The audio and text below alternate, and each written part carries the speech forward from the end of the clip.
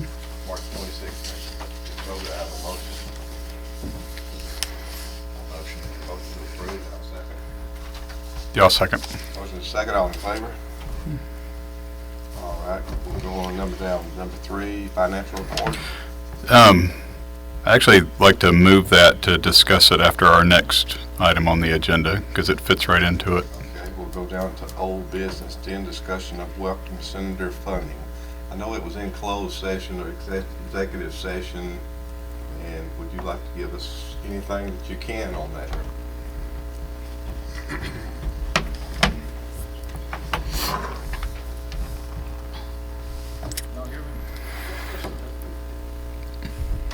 Not used to being on this end. That's right. Now we got it. How about that? Is that better? Well, thank you all for letting me be here. Carl had asked, I guess, Friday that I come tonight, or somebody had, when I was in Winder going to see the Bulldogs play on Saturday. But had to get that in. But yeah, to the extent I can answer any questions or give you an update on the Welcome Center, I'll do that tonight. I will tell you that that the Welcome Center is not a dead issue, but there are some new developments in it, and basically what we're looking at is the possibility of rerouting Highway 61 through town, especially right here where this bottleneck is, where the trucks make this U-turn basically. There's another alternative that we're looking at, and we're running that by GDOT and by the railroad. And we've got buy-in from both to look at it because they want Chief Street closed. That's their ultimate goal, or to at least make it safer. So that's what we're looking at.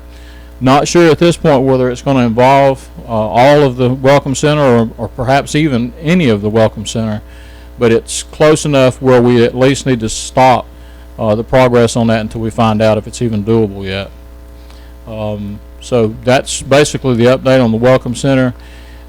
Just contrary to what has been reported, there was a Phase 1 and a Phase 2 environmental study done on that property. There were no contaminants found in the Phase 2 study, which is the next step. Phase 1 being just a cursory look at it, talking to people that own the property. Nothing was substantially found as was reported. The Phase 2 study even said that even though there was some evidence that there were some certain contaminants that are just naturally found in the soils in Georgia, that it was turbid, which means it was cloudy, and that they felt sure that if they came back and took it on a normal day that they wouldn't find anything. There are no underground tanks there, so that was a concern. All those things have been cleared up now.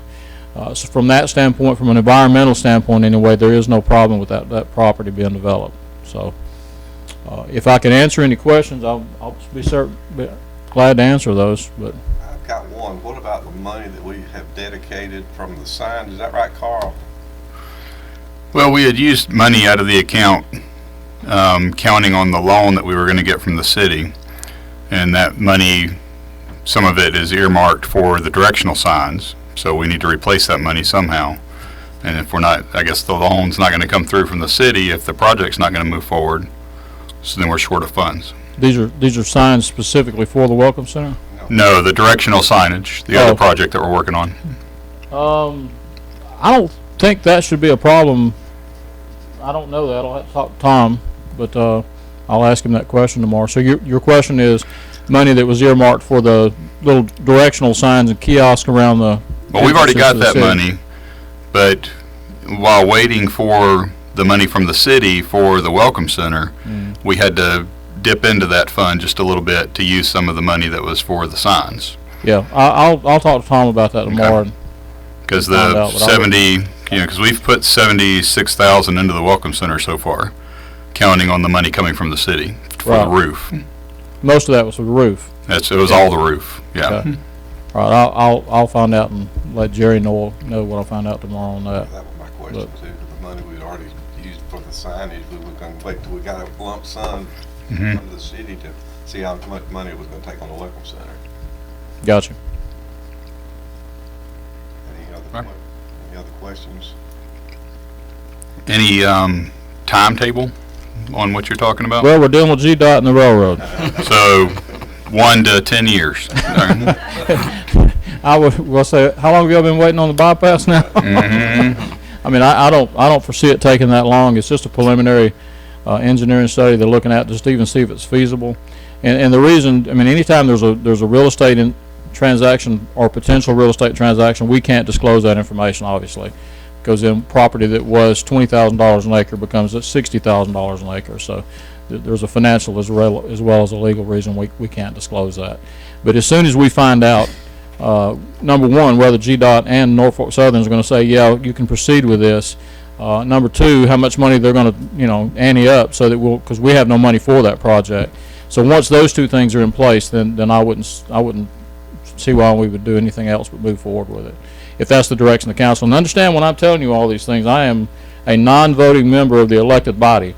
So I'm giving you the information that I have, but the 5 council persons will, they will each have a chance to weigh in and vote on that. So, but I'll come back to any of these meetings y'all want me to. As soon as I know something, I'll get on the agenda, and I'll come back and give you all updates as I can. And I would have given you an update now, but there's really nothing to update you on other than tell you that's part of it. And to be honest with you, that's only part of it. I've been somewhat vocal against the Welcome Center, and I'm not going to lie to you. I think that we just need to sit down and have a discussion about that. And I've also been very vocal against the hiring of a tourism manager, director. And I'll just go ahead and tell you exactly why that is. Well, number one, we don't have a place for the tourism director to be right now. But the other thing is, we don't have code enforcement officer. We don't have a full-time code enforcement officer in this city. And I know the council approved that position, but to me that's a want, not a need. And I think as a city we need to look at needs before we look at wants. And so that's my unsolicited response to a question you didn't ask me. But I, just so that everybody knows where I am on that. And Chris and I have agreed to disagree on this particular item. So, but when we went up on everybody's rates, water, sewer rates, garbage rates, I took that very seriously. And when I had to answer the hundreds and hundreds of calls, people want to know why we were going up on their rates, my answer was always, we need to fix problems. We need to fix infrastructure problems. And it's very hard for me to explain to those same people why we're going to take that money now, even though it's not that money, and we all know that it comes from a different fund. It is city money eventually. Even if it's built with some other fund, it eventually will be funded by the city of taxpayers. So I'm very careful what I approve, just because that's who I am. When I say I'm going to do something, and I tell these people we're going to get our house in order and we're going to spend the money on the infrastructure, that's exactly what we're going to do, to the extent that I can control that. Again, I am a non-voting member of the council, but to the extent that I can control that, I'm going to make sure I do that. Can you give us kind of a little bit of an idea of what we're looking to do with GDOT and the railroad that would involve that property? Well, if I did, I'd tell you exactly what I can't tell you. I'll just tell you, the best answer I can give you is what I said going in, which is we're looking at an alternate route, which would reroute traffic so that the trucks and other vehicles also, but primarily the trucks, wouldn't have to come through town and make that U-turn, basically get on back on 61. So I will tell you that it involves rerouting Highway 61, and I can tell you this because it's our property. What we have talked to GDOT about is if we can find an alternative that suits GDOT's needs, that suits Norfolk Southern's needs, and that will either close or at least restrict traffic on Chief Street, they are receptive to listening. Is that as clarified as I can put it? They are somewhat receptive, or they are receptive to looking at taking the portion of Montgomery Street in downtown that's now Highway 61 and making that city property, including everything all the way up to the front door of Lost Cowboys. If I do nothing but get that taken care of, that is a positive thing for the city of Villarica. Mm-hmm. If I can say that I've taken most of the trucks, I'm never going to say I take all the trucks. If I can take most of the 18-wheeler traffic out of this section of town and redirect it, and the city will have access then, or control of this part of the city street on both sides, I will have done something. And when I say I'm speaking for the council. But I think that's a move in the right direction. And it's priorities to me. It's taking care of water sewer issues, but so far as the downtown district is concerned, I don't think anybody, the meeting the other night at Powell Park on the trail, I'll touch a little bit on that, was somewhat hectic. That's probably a fair assumption, the way to put it. But there was a lot of, the main thing I heard from the downtown businesses was that we don't want to lose a parking space. And so I heard that loud and clear, and I've heard it throughout my term, that parking is extremely important to downtown. And so my commitment to the gentleman that was saying that the other night was that you know, I wouldn't be in favor as the mayor of losing any parking spaces downtown.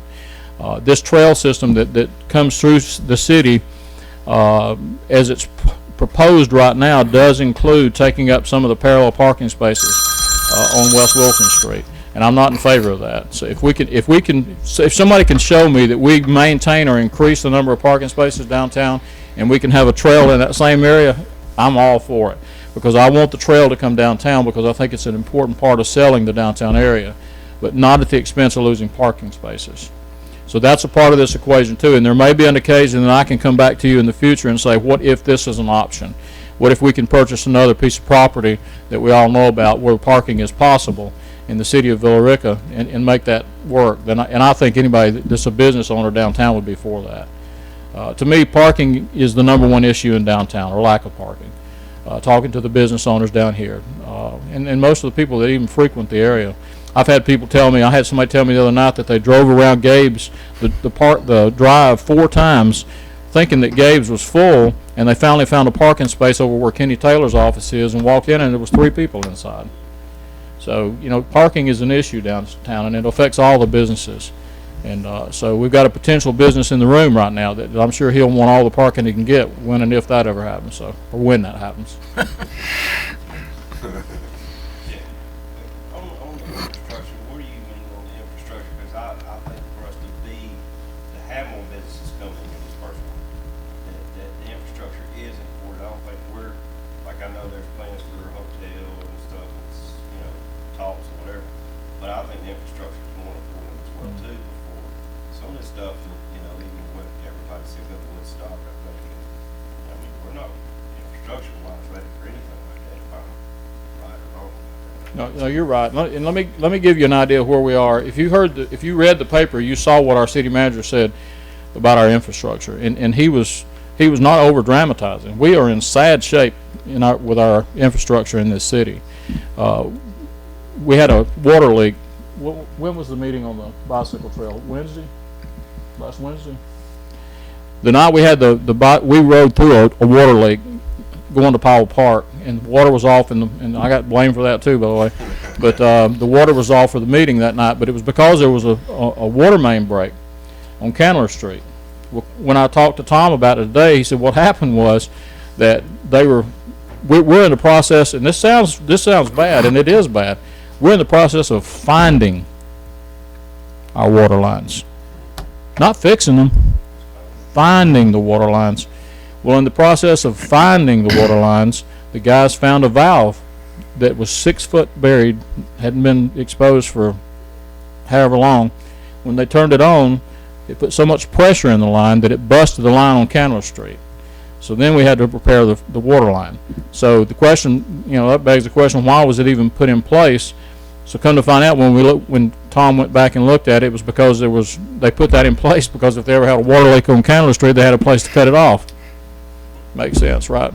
So we're finding all these things. The Sunset Tank, which some of you have been here forever know where I'm talking about, the old water tank up here on top of the hill at Candler Street is in disrepair. We have parts of the city that the water pressure is so low that when a fire hose is connected to it, you can stand on it and push it to the ground. If a house catches on fire, we have to struggle to get fire trucks there to drag enough hose to put the fires out. Folks, those are serious issues. That's beyond want. That's to need.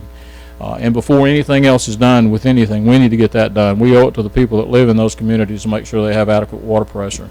Some of you that live in the old part of Villa Rica here know that we have increased water pressure now by as many as 15 to 25 pounds of pressure.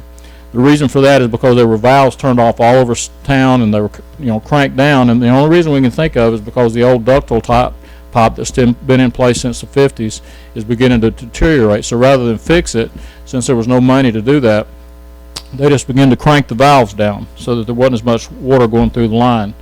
And so that's a stopgap way of fixing it, kind of like, you know, if you got a water leak at your house, instead of leaking 100 gallons a minute, you just turn it down a little bit and you're leaking 50 gallons a minute. That's the short-term solution. We lose between 12 and 20% of the water that we buy or manufacture in this city. That's not acceptable. That's not acceptable. We don't know where the water goes. And those are numbers that you should all as citizens be concerned with. We have found a way that we can perhaps become water independent, meaning we don't have to buy water from Carroll County. That's probably the biggest revelation that we've had in the last 3 or 4 months, is that we would potentially, we're not dependent on Carroll County for our water supply, even in the future. So that's something we're looking at. And just if you've kept up with the council meetings, you know that we're headed in the right direction. We've got a long way to go. But we have turned the enterprise fund situation, where we were basically robbing money from the general fund to subsidize the enterprise fund, which is water, sewer, and sanitation. We have turned that around, and just in the first quarter now, we have for the first time seen a $200,000+ change in the amount of money that's being robbed from the general fund to subsidize the enterprise fund, just in a quarter.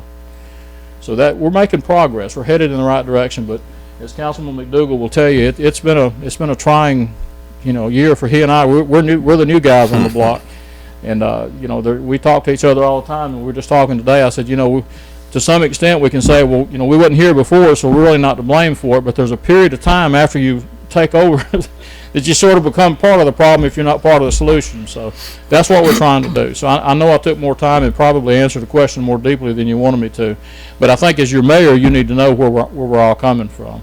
And if you don't subscribe to the City Happenings newsletter, please do that, or get on my Facebook page or the city's Facebook page, and there's a link on it, and I post it every Sunday afternoon, and it'll give you all the information I'm telling you right now about our finances and about where we are as far as projects are concerned. Be a part. Come to the city council meetings. Ask questions. I tell people this all the time. Government's not about me. It's about you. It's about us, all of us. And so be a part of the process. Know what's going on. And if I'm not giving you the information, then tell me I'm not giving you the information, and I'll come and talk to you, or one of the council persons will be glad to do that. That's what we're here for. So that's probably more than sufficient, wasn't it? No, actually, it was great. I mean, Yeah. because it's going to grow downtown. We need to be ready for it. And I want us to grow, but I want us to grow smart. Yeah. I don't want us to become Douglasville, and I want us to stay like Temple. Okay.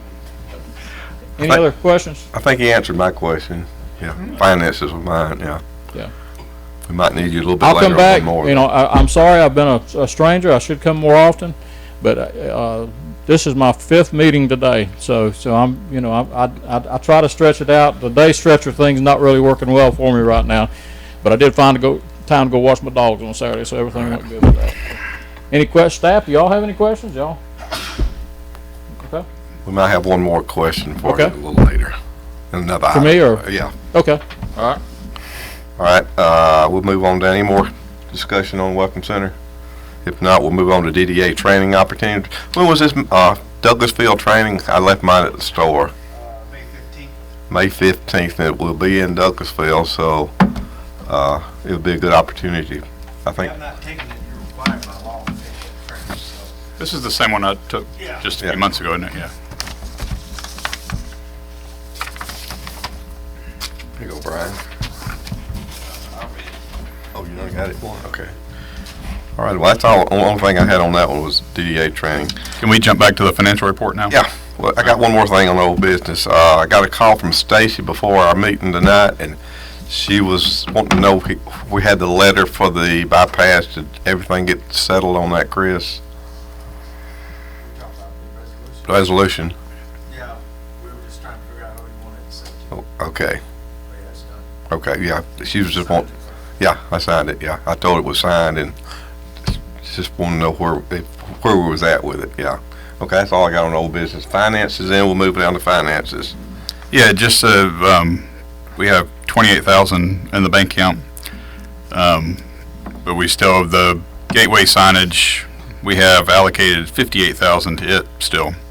And so that's what I wanted to hear from the mayor first about that before we talked about it. So some of the money we've been dipping into for the Welcome Center, waiting on that loan to come in. So that's, like I said, we have $28,000 in the bank, but we $58,000 still allocated to the Gateway Signage Fund, and I don't know when another payment's going to come due on that. Is it still hung up with? We got, we sent the application off to GDOT, they approved the signs, but, so we're waiting for them to issue permits. Okay. We'll be ready. Once they issue permits, we'll be due another payment, which is probably about 20,000, somewhere around there. Mm-hmm. And we're good with that. It's just when we have to make that final payment. Okay. Okay, we'll move on down to new business. Support for changing the city ordinance to allow a microbrewery. Now, Jeff, what is the process that Brian needs to go through to get that started? Bill just wanted to expedite this, and Bill's not here tonight, so I don't know what Bill really wanted to ask. All right. Well, Brian and I, we met last week, and the process is that the ordinance has to be changed. He does not fall within the ordinance that includes growlers, and y'all know what growlers are without me telling you what. Okay, and wine shops. And the reason for he is actually manufacturing the brew on site. So that would be an ordinance change. What we've asked David Mecklin to do is to look at Carrollton's ordinance and model theirs and come back to us. And so it's a 2 or 3 step process. The first step would be that the city would have to change the ordinance, and to do that it'll have to be a public meeting, a public input meeting, and then the council will take that up, vote on it, and then the public will be allowed to look at it and vote on it one way or the other. If that's approved, and we have no reason to believe it wouldn't be approved, then the next step would be Brian would make his application based on the new ordinance to open a business here in Villa Rica, and that would come before P&Z. P&Z would look at it, and then they would make their recommendation to the council. So This I don't was, think that wouldn't come before DDA. I don't think anything like that would come before. yeah. I'm excited about it personally. I think that's I think that's a good business for downtown. I think it adds ambiance to the downtown area. My wife and I do a lot of camping, and when we go to little places like that, we typically frequent the little quaint places. Jerry, I think you're sitting in you got a gold mine, pardon the pun, but I think that the Feed and Seed store is something that attracts people to the downtown area, and I hope to see a day that that Villa Rica businesses are open at night, so that people will be able to go around and look at the restaurants and go in and eat, and then also shop a little bit. So, and I know that's something Chris pushes very hard. So again, speaking from Mayor Jeff Reese, we're moving forward with the ordinance. Once that comes before the council and they vote on it, then the next step would be to get the permit, building permit, or business permit. You have Can you any give a questions? timetable on that? Well, it'll be quicker than GDOT. That's not saying a whole lot. Hopefully, I think, Councilman? Well, I would hope in the next couple of months anyway. I think that's what Brian had indicated that would work for him. So, because he's got a little bit of groundwork he's got to do on it too. So it would I would certainly hope that it comes before the council by the June meeting. I'd just like to add that I'm personally very much so in favor of it. I think, back to the budget and the finances of the city, it's something that would certainly bring outside revenue into the city, where ultimately, those tax dollars aren't necessarily coming from only the city residents. I think it would certainly be a destination spot to bring folks from Douglasville and Temple and the surrounding areas and surrounding counties. I think it would be huge for us as a city.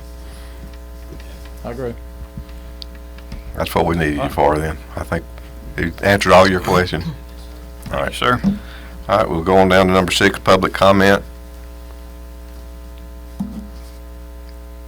Items for future agendas. Executive session. Sherry, why don't you put me on the May agenda? May, all right. Zoning ordinance and Okay, we'll put you down for May then. All right, if not, do I have a motion to adjourn? We got a motion? Yeah, I'll second. Motion second, all in favor? All right, it is 6:40. We'll close this meeting and open the Convention and Visitors Bureau meeting. Has everybody taken a chance to look over those minutes? Yeah, and I've got one small change. All right, In the financial report, it says 25,300, that should be 26,385. So that 5 should be a 6, that's the only thing. all right, from 25 to 26. Mm-hmm. With that correction, do I have a motion to consider the minutes?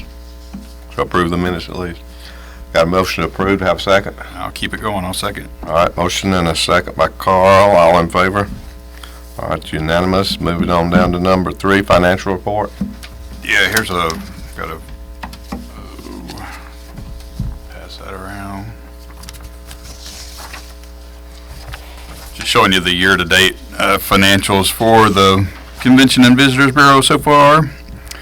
And you'll see that the tax collections from the city haven't changed since last month because I have not gotten a check for March yet. So, all right, just make sure the mayor heard that.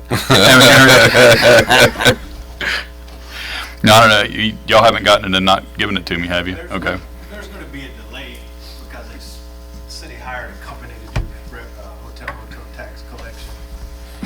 So I think we're still working out the kinks. So it'll probably be a 30-day lag because the company remits the taxes to the city and the city will cut a check to the Okay. And then you see the expenses there down below, and if you have any questions about any of those expenses, I can talk to you about it. And after we owe $4,500 that I've got to send some checks for some sponsorships we approved last meeting, and that leaves $1,600 in the bank after I do that, so I might not want to approve any expenditures tonight until we get some more collections from the city. All right, any questions? If not, we'll move on down to number 4 in the old business.